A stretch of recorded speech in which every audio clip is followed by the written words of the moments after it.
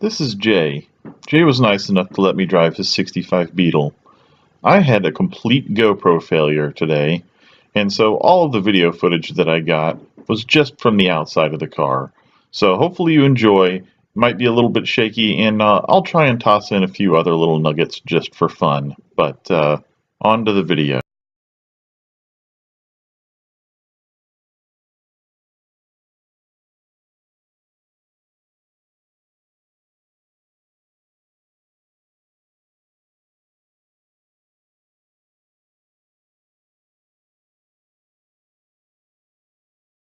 Hey guys, Ryan with the Driven Channel. I'm in a loud car right now. I am here with Jay. We're in a 65 Beetle. This is the first time that I've done a classic car review. I've really been wanting to do one for a while. I did an older BMW a little while back, but it was definitely a different experience than this. Everyone knows that I love German cars, and everyone knows that I'm a Volkswagen guy. A lot of people would be surprised, but this is the first time I have literally ever driven an air-cooled Beetle. Jay was nice enough to bring this out to the tuning spot. Shout out to James at the tuning spot for setting that whole thing up, because without him I wouldn't have been able to do any reviews today, and I'm enjoying this. Now Jay here is the owner of this car. This is a really cool car. Tell me a little bit more about this car. It's not completely stock, but it's very close, right? No, it's not completely stock. I got it about 12 years ago in LA. I actually bought it sight unseen on eBay. Thought I did enough research and talked to the seller enough to feel comfortable with it. Had it shipped out. It was actually the 1200cc original motor with a 6-volt electrical system. Okay. So the first thing I did after maybe about a year was upgrade everything to 12-volt system and put just a single port 1600cc in it. And it literally has been my everyday driver for 12 years. Cross-country traveling, plenty of road trips, not a lot of issues. It's air-cooled.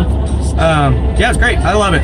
I don't think I'll ever get rid of it. I don't blame you. Yeah, I put my small family plus a puppy dog in here with all camping stuff on the roof rack, right. And I basically use this thing as a everyday driver, family car, and a truck, if you can believe that or not. Like getting new tires or anything. Well, you were just telling me a story about how you went up some Jeep trails in this. Tell me a little bit more about that. So I lived in Arizona, outside of Phoenix, for a very short time. I lived in Scottsdale when I was a kid, by the way. Yeah. Yeah, you know, I didn't make it up to Scottsdale. That was more Chandler area, a little south. But yeah, we basically would hit Jeep trails, 3 or 4 of us in the car. And at that time, I've always ran white wall, just bias ply, dangerously skinny little tires on this thing. Right. And, it would just be funny, and I had fender skirts on the back, so it didn't look like anything you would see on a Jeep trail. So I would have Jeep clubs yelling at me, nervous about me going up the trail, and I would just go up the mountain, down the mountain, no problems. And Colorado in the mountains and blizzards in the dead of winter, and that's awesome. Yeah, it's great. I would probably recommend an air-cooled old bug to anybody, honestly. I mean, if you can afford one. Yeah. The thing about these air-cooled Beetles is, with time and nostalgia, the value on them has gone up quite a bit. I would probably agree and say that when I got it 12 years ago, it wasn't that crazy. I mean, I felt like I was just buying an old bug, which I was. And yeah, the market for these and the Volkswagen, like the transporters and buses, the transporters are nuts, man. Pretty ridiculous now with all the van life. But yeah, this thing's great. I don't know. Everything runs like it should, and it's running like a top, man. Right. The 2 main misconceptions people say is they say, "Oh, those are great, but the heat doesn't work, does it?" It blasts. You have to turn it down or open a window to run the heat. I mean, it works perfect. And the other one is, can you go on the highway? I run 70 to 75. Very comfortable when I'm traveling. That's my kind of standard speed on the highway. So yeah. Well, I have not been up to 70 or 75 in this car. I think I got it up to 50 there a minute ago. But you know, I've always had the misconception about these vehicles. Now this, James was saying, probably less than 50 horsepower. And that seems seems like not enough. But these cars weigh nothing. Right. I mean, He also mentioned, so this obviously no power steering. Nope. And it has a giant steering wheel. It makes the whole situation easier. But engine's in the back. I'm actually not having any trouble steering this at all. If anything, the steering in this feels light. Right. I don't know how else to explain it. It feels nice and light, super direct. I've driven a lot of older cars, and this feels a lot tighter. It is fairly tight, and like I said, you can one-hand it for sure. Well, that's what I've been doing, actually. So no trouble with that. But what I'm actually surprised with, and it may be the gearing, and it may be a lot of other things, but I'm surprised at how peppy it is. Because with not having, much more than a modern lawnmower's worth of horsepower, right, it's moving around quite well. I always was afraid of these a little bit because, I didn't know if it could get me around where I needed to be and be safe.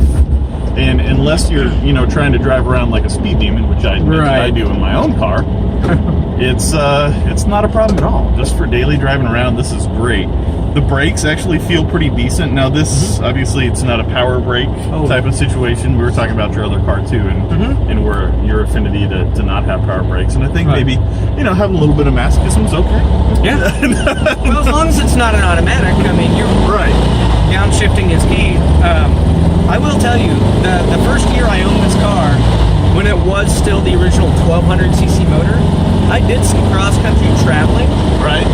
Borderline dangerous in that situation. So 6-volt electrical system when you're sitting still at night, your brake light, turn signal, everything's going out because you're running everything. And the 1200cc, borderline dangerous pulling out of traffic. I mean, you think you would normally time it right and think you have enough time and space. You just don't. I'm not very safe. Larger engine. Totally. Everything's totally fine. Nice. This is great, actually. Here we are. I am doing, let's see, we'll say I'm doing 50 now. So 55 even, actually. 90? No. Those are German miles. Right. No, that speedo is calibrated though, so that is accurate. This is awesome. Now I'm going to give it a little bit more of a brake test than I have, just to. Actually, holy cow! Yeah. That is very, very good. I mean, that is almost modern car good. Well, there's no weight to stop either, so that's a cool thing. And that's what I keep being surprised about. Yeah. Here I am thinking that in my 2,800-pound car it's light. Right. And then you get into a car that's, what do these weigh? I do not know. Not very much. I do not know the weight. I'll look that up. I'll put it in the bottom so that you guys can know. And I do know that the Porsche 356 Porsche, when those aluminum bodies came out, they had an 1100cc motor in them. They stopped pretty easy too. But just can imagine Porsche and 1100 cc's. You don't think of, together. So. Oh, we're passing a big truck. Yeah. Sorry. A little awkward. Oh man, this is great. So my whole thing is my last season of doing car reviews. Hello. Okay. All right. That was okay. All right. Well, we just almost died. No big deal. Steering works. Steering works great. All right. We're live. That was fun. Just about T-boned the Camry while doing a car review. Anyway, it's always a Camry. Always. It's always a Camry. Yeah. I'm a Camry owner. Oh shoot! Yeah, never a Camry. No, it really is always a Camry. I know this because I'm a Camry owner. Leave it to the person driving in the middle of the daylight with the brights on. With the brights on. And it's not as if this car is really easy to miss. Yeah. Oh wow. Oh, okay. Now, he looked like he was in his 80s. Yeah. Maybe shouldn't have been driving. Yeah. All right, we're gonna pop back past my favorite barbecue spot here. I have never been over here. Oh my God! You've got to try Smoke Customers and told me about this the other day. Smoke and fire. That's good. That's cool. Good. Groovy. Yeah. Never been over here. So is this just a gas station? Okay. With a barbecue place next to it. Sounds great. The best barbecue always comes from out of a gas station. Okay, cool. Yeah, I've heard about this. Anyway, what I was saying before we almost died, and just so you know, I've never wrecked a car while doing a car review. That actually hasn't happened. Although frequently I'll have people in very high-powered, overpowered cars put their cars into race mode and go, "Hey, let her rip." And me go, "No, I'm not going to crash your car, Yeah. sir. My insurance is good, but it's not that good." That guy's flying in that Toyota, I think. Yeah. Or is that whatever that is? FJ, Yeah. I used to own one of those. So, anyway, what I was saying was that this season, I'm going to be a little bit more honest about the cars. If there's anything good or bad about a car, I'm just going to talk about it. Because there's no point in being dishonest about something. Like, I did a car review, and after I did it, I felt kind of bad because I wasn't super honest about it. Have you seen a Mercedes G-Wagon? Yes. So, I reviewed a Mercedes G-Wagon. It was a G63 AMG. Okay. $90-something thousand used. Wow. And it drove like a truck. Wow. With a big motor and good brakes.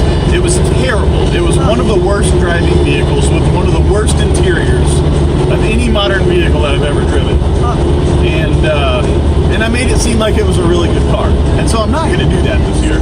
Well, I will say, I got a thick skin when it comes to my old Volkswagen, so I expected for you to be normally driving things like you just said, and then be like, "Oh, this thing sucks," and I'm gonna go, "Yeah, it's cool. Well, it's slow. It's fine." I will admit that I'm coming at it through rose-colored glasses because I'm a Volkswagen dude, and I've always loved air-cooled. I hear you. And so this being my first opportunity to actually drive an air-cooled, I'm just really, I'm thankful.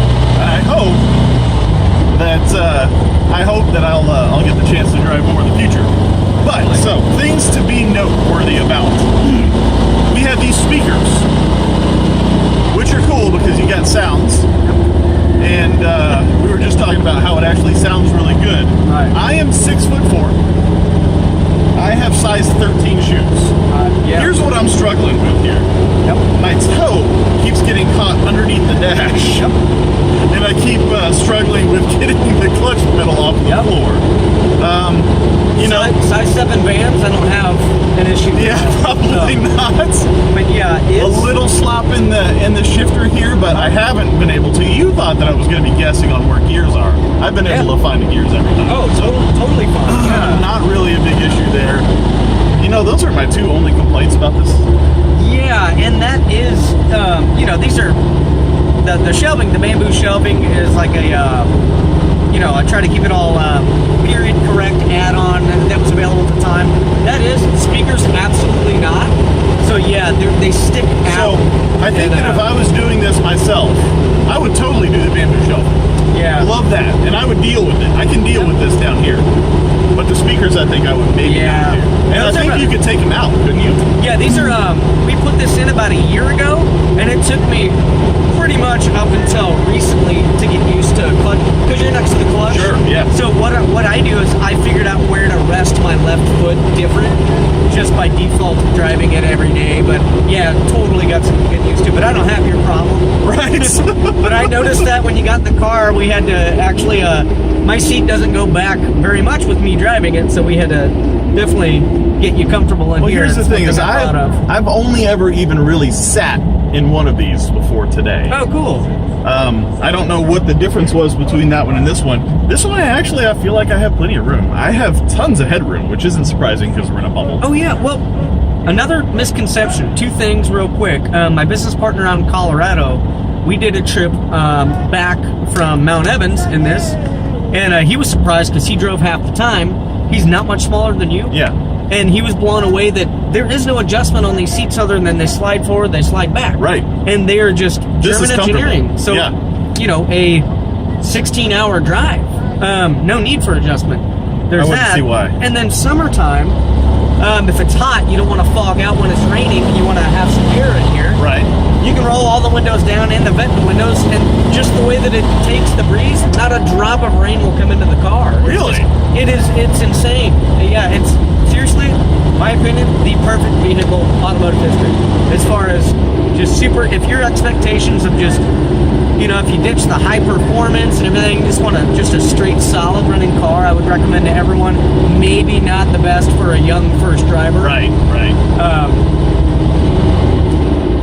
Clark, if you're interested in going back, after this Hardee's, there's a left that goes Clark to the. Okay. Yeah. I'm not that familiar with town. I'm glad you are.